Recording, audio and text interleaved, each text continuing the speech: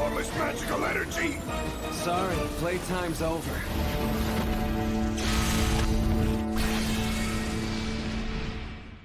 Craving battles where the hero laughs in the face of danger, these protagonists rewrite the rules of reality with their powers, making new worlds look like a walk in the park. But what's some fantasy without epic action? It's hype, it's chilling, but most of all, it makes even the mightiest demons sweat bullets.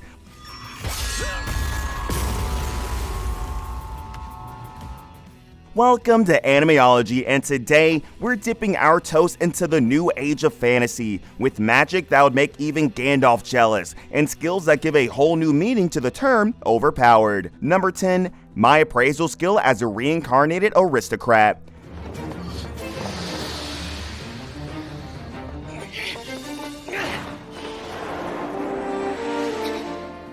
Our guy, a Japanese office drone who shuffled off his mortal coil, gets a second shot at life, but instead of being a superhero or a mage, he's reborn as Ars, the son of a minor noble in a medieval world filled with snobs and war clouds. Ars might not be the strongest or have magic, but he does have a super cool ability called appraisal. It lets him see people's hidden talent with just a glance. Knowing a war is brewing, Ars decides to build an awesome team. He ditches the whole social status thing and uses appraisal to find the best people around. Magic nerds, cunning strategists, whoever can help.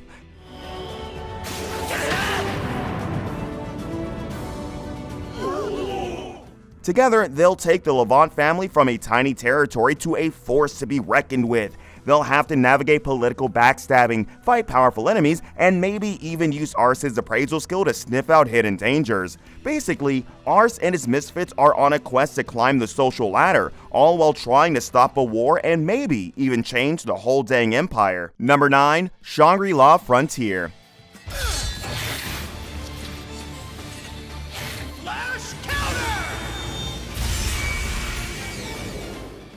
Forget fancy new games, a high school nobody named Rokuro is all about beating up the crappiest, buggiest VR games you can find. He's basically a terrible game Terminator.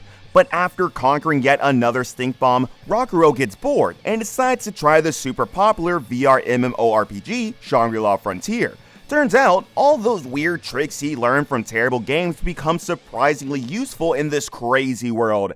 They suck one leg into the mud and keep it trapped until the other foot makes contact with the ground.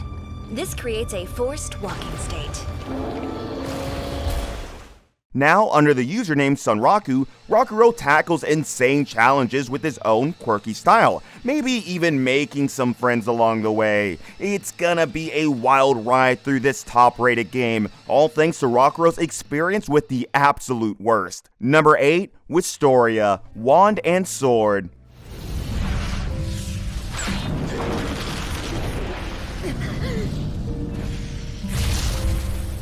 In a certain magical world, Will Surford enrolls in the prestigious Regarden Magical Academy, driven by a promise to his childhood friend. There's just one hitch: Will's a complete magic dud. While his classmates effortlessly conjure spells, Will can't even muster a spark. But Will's not one to give up. He relies on his exceptional swordsmanship, honed from years of training, to navigate the Academy's monster-filled dungeons and earn academic credit because apparently, monster slaying is a viable school activity in this world. Just as Will starts to grapple with his limitations, the Academy's year-end festivities are interrupted by a demonic invasion. Can Will, the magic-deficient swordsman, rise to the challenge and protect his classmates?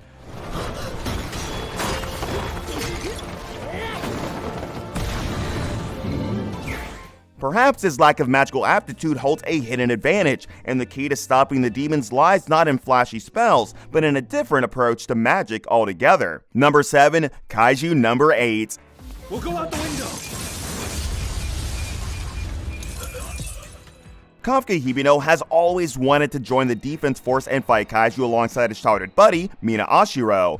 But after bombing the entrance exams, he ends up in a super unglamorous gig, cleaning up kaiju guts. One day, everything changes big time. A tiny parasitic kaiju sneaks into Kafka's body, turning him into a human kaiju hybrid. With this new power, he gets the code name Kaiju No. 8, and suddenly, the defense force is after him. Even though he's now part kaiju, Kafka still dreams of being a hero. In one shot!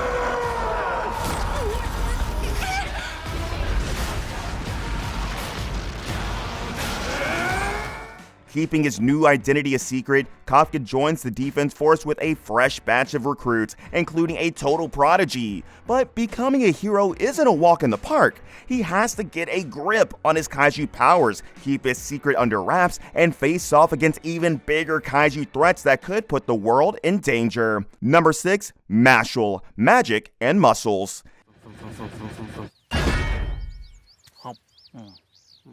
In yet another whack world, magic reigns supreme. It defines your social standing, your future, everything. But Mash Bernadette is the odd one out. Born without a speck of magic, he relies on his insanely honed muscles to survive. Raised in isolation by his adoptive father, Mash's dream is a simple one, a life free from trouble and lots of delicious cream puffs. However, keeping his magic deficiency a secret is crucial. When his secret risks exposure, Mash enrolls in the prestigious Easton Magic Academy. But my Malcolm Pass, he just slapped it down. Now, to become a divine visionary, he must excel in a world that revolves around magic. Determined to prove that muscles can overpower spells, Mash repeats a cycle of the crazy. He dodges spells with his insane reflexes, breaks magical objects with his bare hands, and all the while tries his best to not get expelled for being, well, magicless. Number 5. Tower of God.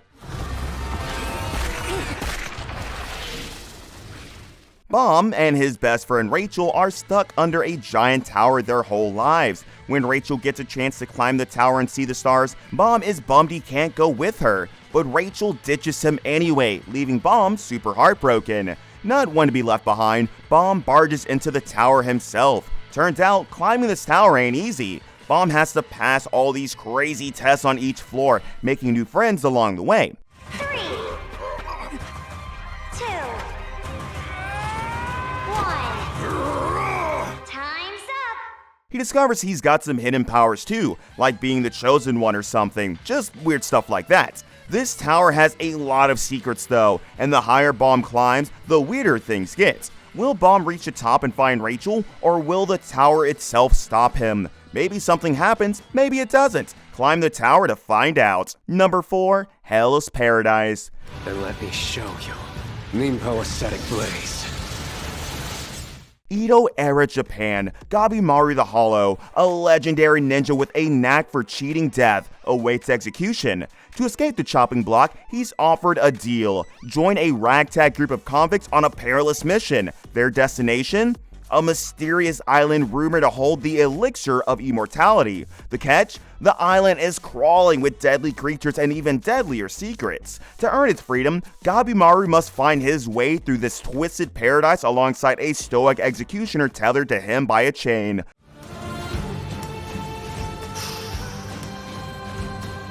Alliances are forged, betrayals simmer, and the fight for survival becomes a desperate scramble for the fabled elixir. All while his wife is waiting for him at home, cooking dinner and waiting for the fabled day they reunite. Now, wifey time or execution? The choice is hard, but Gabimaru must make one regardless. Number 3. Mission: Yozakura Family.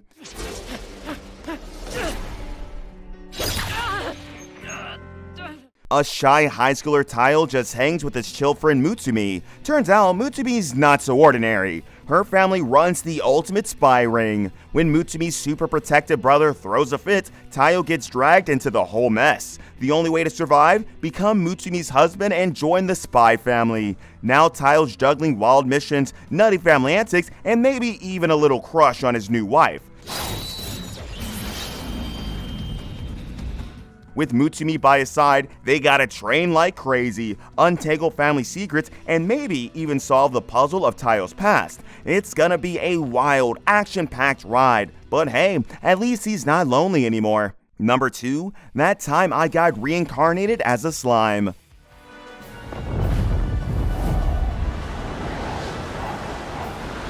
What's that? It can't be. Satoru Mikami is a regular office worker who gets stabbed, the usual, and finds himself reborn in another world, not as a human, but as a slime, the weakest monster there is. However, this slime isn't ordinary. Satoru retains his memories and gains unique abilities, including one called Predator that lets him absorb anything and gain its skills. He befriends a powerful seal dragon named Veldora who bestows upon him the name Rimuru.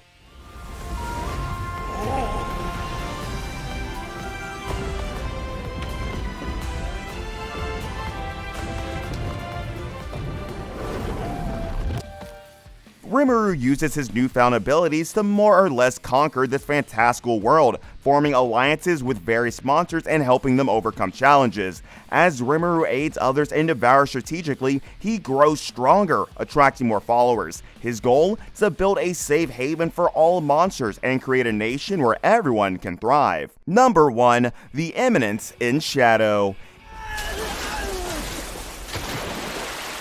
In his past life, a guy named Minoru craved the thrill of being a shadowy mastermind, pulling the strings from behind the scenes. Tragically, a truck cuts his dream short. Reborn as Sid Kagano in a fantasy world, Sid sees an opportunity. He fabricates a story about a secret evil cult and pretends to be the leader of a resistance group, Shadow Garden. I am atomic. Sid doesn't know the cult is real. It's all a game, until he discovers a real, dangerous cult actually exists. Now, blissfully unaware they're the real deal, Sid and his growing Shadow Garden unwittingly become entangled in a genuine fight against the very evil they thought they invented. But hey, that's just a normal day in the life of Sid, as he makes steady progress towards reaching his one true goal, to become the biggest mob the world has seen.